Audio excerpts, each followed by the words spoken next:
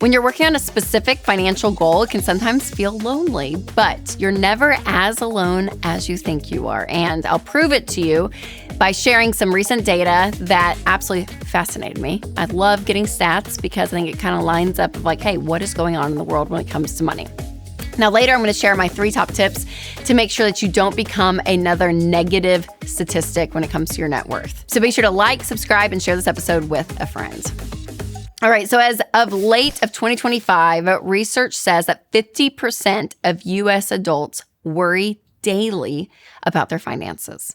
So every single day that half of America is like worried of what is going on with their money, which should clue you into something. And I think some of those fears can be truly to like the basics of like bills and food and kind of that paycheck to paycheck living and making sure you have enough to cover your basic necessities. And then sometimes people worry about the future. You know, they're thinking about, oh my gosh, do I have enough money to retire or pay for my kids' college? So regardless of what is going on, I think it's really important to have a plan to help kind of mitigate the fear. Because sometimes the fear is real and it's realistic and it's actually happening. We're like, I don't have enough money for X, Y, and Z that I need to have. That will strike fear in you. And yes, that is true. But sometimes we worry about things that are not in our control or worry about things that are so far in the future that it's like, what is causing the stress? So I would say having a plan and kind of putting some numbers to your situation can mitigate that fear. So if it is a fear of like, I need to be able to pay off this debt because I don't know if I'm going to be able to afford these bills, or I need enough for groceries, right? If it's like that, then you need to be looking at your numbers and knowing how much money is coming in, how much money is going out, where does income need to go up, all of that. And then if it's fears in the future, then again, I do think that there's a level of like, okay, we just don't have the control we think we do.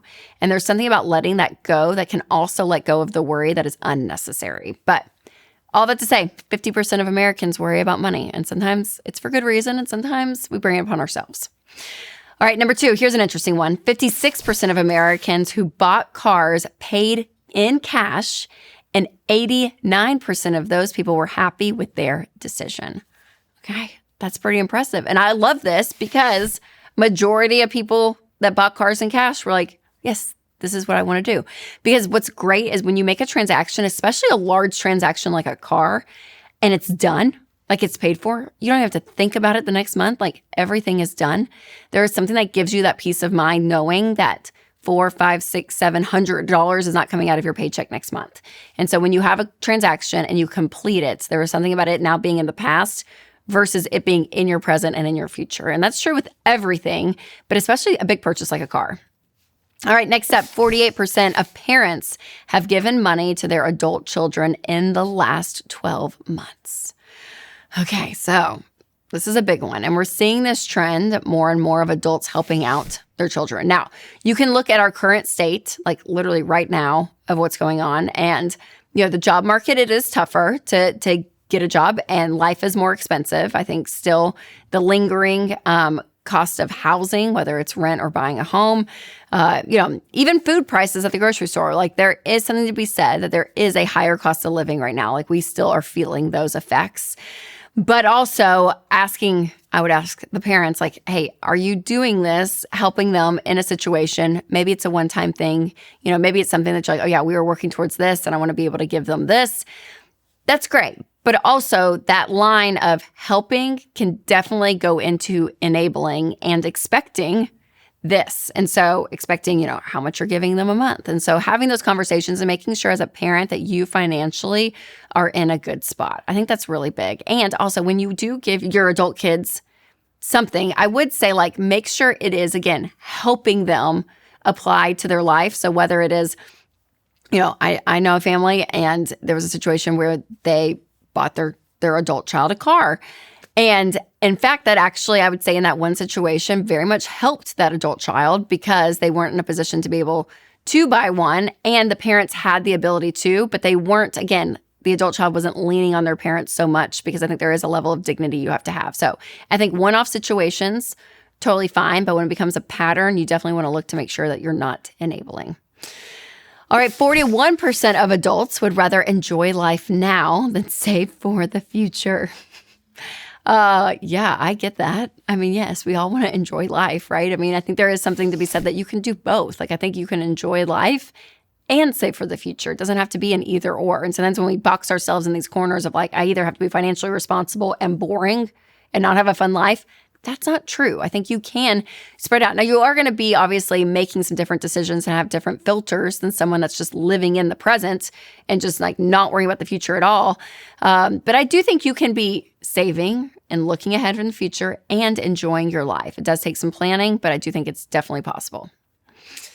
All right, next, 49% of Americans believe it's easier to get a loan than to build savings. I mean, yeah, I think it is easier to get a loan. I probably would be in the 49%, meaning like, yeah, all you got to do is just sign a sheet of paper and, you get $20,000. It's like, well, that's great versus saving, $800 a month to get up to that point. So like, yes, in the moment it is easier. But what you realize over time being in debt, not only from a stressful situation of knowing like, oh my gosh, like I owe someone something, but also watching your paycheck leave a little bit at a time going to this debt and that you don't have control over. So the difference of saving and having the power and autonomy to make your own decisions around your money is huge. But saving is important, right? We talk about having a emergency fund of $1,000. And then once you're completely debt-free, bumping that up to 3 to 6 months of expenses. So all of that is so important. So saving is big. But yeah, taking out a loan in the moment, quote unquote, is it easier to sign a sheet of paper than to save? Yeah, it is. Okay, now something that we do use and absolutely love, and it is worth it, is Delete Me. So are you aware of how much of your personal information is online? Well, your name, address, past addresses, family members' personal info, it's all floating around on websites that you never even heard of because data brokers collect it and sell it without your permission or knowledge.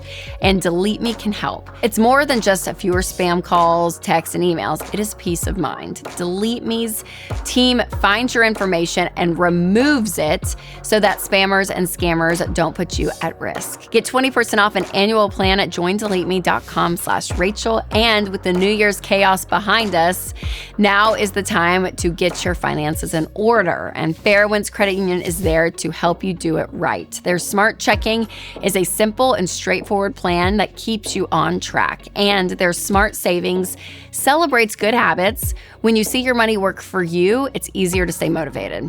And don't get me started on the Be Weird debit card. I love this thing, y'all. It is so great. So when you get that checking account, you get this debit card with it. So having banking tools that aligns with your values matters. So go to fairwinds.org/Ramsey to check out everything that we've talked about. I promise you will not regret it. Okay, so here's the thing that I'm noticing is that a lot of this data is split down the middle. A lot of like half and half, right? Very classic situation, half full, half empty, all of it. So it just proves to me that you get to choose your heart, right? Like you get to choose if you're going to play offense or defense with your money. You're going to get to choose the path. Do you sign the loan or do you take time to save up an emergency fund? Like what are you going to choose? Because both are hard, but in the end of the day, what's going to get you to where you want to go? And for majority of people, it is having that margin. It is having safety with your money. It is having a plan. It is being debt-free, all of it. So if you're ready to go from a negative to a positive, here are 3 things you can do today. Number 1, decide to only pay cash for big purchases. So this is big. A lot of people can do this like when it comes to like their everyday purchases and all of it. But when it comes to something big, like a car or vacation, that's usually when debt really can creep in because you want that thing. It seems like it's so big, you're not going to be able to have it. And in order to have it, you have to take on debt. So for big purchases, pay cash. Number 2, start preparing for the future. So again, that emergency fund we talked about, even saving up for a down payment for your home. If you're a first-time home buyer, that can be 5%. Investing in retirement, that can be 15% of your income into retirement. Thinking about your kids' college. So there's a lot that goes into the future. But if you have the ability today in the present, because you're debt-free and you have an emergency fund to be able to put towards the future, I'm telling you, there's something about that you still get progress. You still get peace of mind knowing that there's progress happening with your money. But also when you get to that point in the future, it's taken care of and you don't have to stress about it then. And lastly, I would say to reach all of these goals, you have to have a plan for your money, and the day-to-day purchases are really important to know. So that's why I love Every Dollar. All of this is a budget, you guys. When you think about a budget and being able to track your expenses, that's going to help you. And in Every Dollar, you can do that. They make it so easy. I love it. I'll put a link down below if you want to check it out.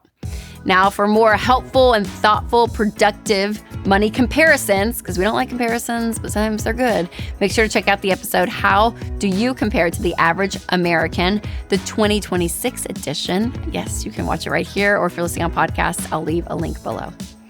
All right, you guys, remember to take control of your money and create a life you love.